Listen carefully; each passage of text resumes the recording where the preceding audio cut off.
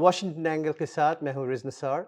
आज हमारी गेस्ट हैं जो न्यूयॉर्क से आई हुई हैं, आयशा खान। उन्होंने पहले भी हमारे साथ प्रोग्राम किया है। Thank you for joining us Ayesha. You so Ayesha, हम आज जो बात करेंगे, एक तो वो किडनैपिंग और उसके बाद गन पॉइंट पे इंटरव्यूज़ के बारे में बात जी, करेंगे। आजकल बहुत ज़्यादा ये हो रहे हैं। जी।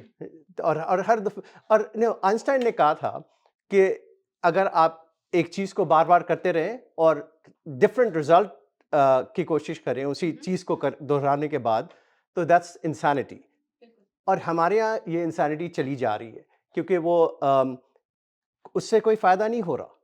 द ओनली फ़ायदा जो उनको नज़र आ रहा है वो ये है कि जी वो जो लीडरशिप है पीटीआई की, उसको वो तोड़ करके हुँ, हुँ, दूसरे पार्टी में डाल रहे हैं, किंग्स पार्टी में डाल दे रहे हैं। लेकिन अवाम में इमरान खान की जो मकबूलियत है, वो तो जितनी दफ़ा एक नया इंटरव्यू आता है, वो फिर बढ़ जाती है। आज मंसूरी खान साहब का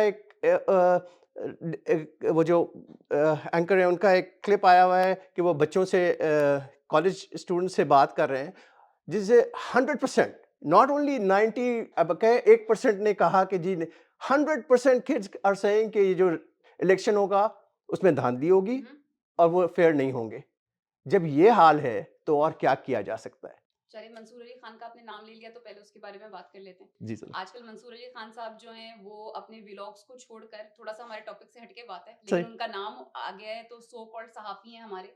तो वो अपने व्लॉग से हट के जनाब आजकल क्या कर रहे हैं कि वो ट्विटर स्पेसेस के ऊपर ना उनके छोटे-छोटे जो कीड़े होते हैं ना वो पाए जाते हैं। क्योंकि मैं ट्विटर स्पेसेस होस्ट भी करती हूँ, वहाँ पे होती भी हूँ। तो मंसूर अली खान के जो कीड़े होते हैं ना वो हमारी ट्विटर स्पेसेस रिकॉर्ड करते हैं और उसकी रिकॉर्डिंग जो है वो चला देते हैं क्योंकि उनके पास कंटेंट नहीं है।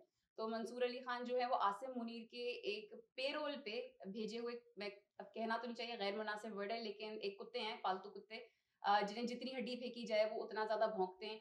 तो पाकिस्तान में इतना कंटेंट है, इतनी बातें करने वाली, लेकिन वो सारी बातें छोड़ के आजकल वो व्लॉग्स बना रहे हैं, ट्विटर स्पेसेस के लोगों को हिट कर रहे हैं, जो लोग इमरान खान को सपोर्ट करते हैं, उनके बारे में बातें कर रहे हैं। बल्कि पूरे-पूरे व्लॉग्स उनके बारे में बताते हैं कि जी पीटीआई के इस बंदे ने ये बोल दिया, तो उस बंदे ने ये बोल दिया, ट्विटर पे ये बातें चल रही हैं, तो वो बातें चल रही हैं। तो छोटा-सा पैगाम मंसूर अली खान के लिए ये है कि आपने अगर जर्नलिज़्म का जे भी पढ़ा हुआ है, तो थोड़ा-सा जर्नलिज़्म के ऊपर ध्यान दे देना चाहिए। और फिर आपके टॉपिक के ऊपर आते हैं कि ये जो गन पॉइंट इंटरव्यूज़ हो रहे हैं, इसका इनके दिमाग में क्या फ़ायदा है? ये समझते हैं कि गन पॉइंट इंटरव्यूज़ करने से, क्योंकि ये कोर्ट में तो स्टैंड, इनकी कोई लीगल स्टैंडिंग नहीं है ना, हम सबको ये बात पता है, दे डोंट स्टैंड जी। In the legal court.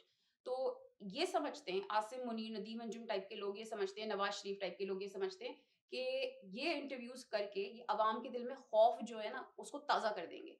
जो 9 मई हुआ था, उसका खौफ था, लोगों को उठा लिया था, औरतों को जेल में बंद कर दिया था, लोग डर गए थे। लेकिन खौफ की एक लिमिट होती है, वो लिमिट एक्सपायर होती है।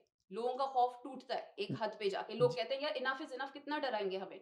तो ये गन पॉइंट इंटरव्यू एक के बाद एक के बाद एक करके लोगों को साबित करते हैं कि इतने बड़े-बड़े लोगों का जब हम इंटरव्यू कर सकते हैं, उनको गन पॉइंट पे हम ये बयानात दिला सकते हैं, तो तुम लोग किस खेत की मूली हो? तुम लोग निकल के दिखाओ, प्रोटेस्ट करके दिखाओ, तो फिर देखो हम तुम्हारा क्या हशर करते हैं। भई तो ये है इस गन पॉइंट तो इंटरव्यू का इनके दिमाग में। लेकिन इससे फ़ायदा क्या हो रहा है? आपने तो पीटीआई को ऐसे ही बैन किया हुआ है। हुँ, हुँ। झंडा तक नहीं कोई उठा करके बाहर निकल सकता है। कोई निकलता है उसको बंद कर देते हैं फ़ायदा आप। कुछ नहीं है, तो फ़ायदा तो कुछ नहीं तो है। अ, यही मैं जो देखता हूँ ना इसको, मैं देखता हूँ कि कंप्लीट इंसैनिटी। बिल्कुल। आई थिंक जो जीएचक्यू में बैठे हुए हैं या आईएसआई के हेडक्वार्टर्स में बैठे हुए हैं जो लोग, उनको ना तो समझ है। हुँ, हुँ। वो भई हम आप देखें ना, हम और आप पाकिस्तान को अगर थोड़ा-सा जो लोग जानते हैं, वो ये भी जानते हैं कि जब एक बच्चा कॉलेज जाता है, ग्रेजुएट करता है, तो ह सारे पेरेंट्स ये चाहते हैं कि जी हमारा बच्चा या तो मेडिकल स्कूल में जाए हुँ, हुँ। या इंजीनियरिंग स्कूल में जाए, और जो बच जाते हैं वो उनको एमबीए कराने के लिए लम्प्स में या आईबीए में भेज दिया जाता है अच्छे स्कूलों में। कुछ बाहर चले जाते हैं, जो जिनके पास पैसे हैं वो बाहर चले जाते हैं। बिल्कुल। लेकिन जो पाकिस्तान में जो black sheep of the family होता है, उसको कहते हैं यार मिलिट्री में चला जा भाई, कुछ काम कर ले। हुँ, हुँ। और ये जो जो लोग हैं, जो वो जाकर के जब जनरल्स बनेंगे, तो उनकी थिंकिंग क्या होगी? हुँ, हुँ। सोचने की बात है। और यही लग रहा है आजकल जो पाकिस्तान जो लोग चला रहे हैं, उनको ना तो ये समझ आ रही है कि इसका रिpercussions क्या होगा? How are people going to react to it?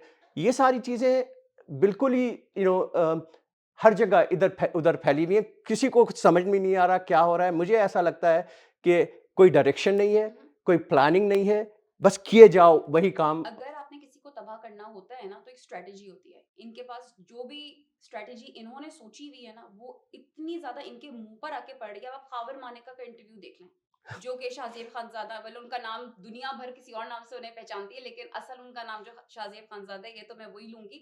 तो उन्होंने जो इंटरव्यू किया खावर मानेका का, क्या हुआ? तकलीफ बेशक हुई है लोगों को, it was a very very hard hitting interview. बेशक तकलीफ हुई है क्योंकि बहुत गैर मुनासिब किस्म के सवालात, जवाबात जो दिए गए वो भी तकलीफ दे किस्म के दिए गए। लेकिन उस जर्नलिस्ट का क्या बनेगा? कोई पलट के भी देखेगा उसे? भाई कभी भी नहीं। एक और चीज़ आयशा, आप ये देखें ना कि आपने इंटरव्यू तो कर लिया हम्म, मानिका साहब का, ठीक है, हम्म, लेकिन उससे पहले जो उन्होंने एक एक स्टेटमेंट दिया हुआ था बिल्कुल वो तो इंटरनेट पे है ना। बिल्कुल वो मौजूद लोग है। अब उसको दिखाते हैं, फिर ये कहते हैं कि भाई इसमें कौन सा सच है, हम्म, क्या वो है। और एक और चीज़ जो पीटीआई के लीडरशिप ने की है वो बड़ी स्मार्ट, कि जी उन्होंने पहले ही कुरान में पे हाथ रख करके उन्होंने बिल्कुल कह दिया कि अब जो कोई इंटरव्यू होगा वो गन पॉइंट पे होगा, वो हम अपने दिल से नहीं करेंगे। बिल्कुल तो अवाम में तो ये जो एस्टैब्लिशमेंट है सो कॉल्ड, वो तो एक्सपोज्ड है टोटल। हम्म, आज हमारे चीफ ऑफ आर्मी स्टाफ कहते हैं कि जी जो होपलेसनेस, जो डिस्पोंडेंसी फैला रहा है उसको हम डील करेंगे। भाई सबसे सबसे बड़ी होपलेसनेस तो आपने फैलाई हुई है।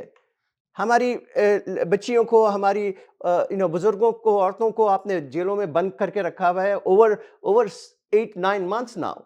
और आप कह रहे हैं कि जी लोग फैला रहे हैं होपलेसनेस। ये खुद होपलेसनेस फैला रहे हैं। आप खुद फैला ये रहे हैं। खुद फैला रहे हैं होपलेसनेस, और कहीं पे भी कोई इंसाफ नाम की कोई चीज नहीं है। इमरान खान जिसने का कोई कसूर नहीं है, कोई केस नहीं है उसके ऊपर, उसे जेल के अंदर डाला हुआ है, कोई फेयर ट्रायल नहीं मिल रही, उसको लोगों के सामने नहीं आने दे रहे।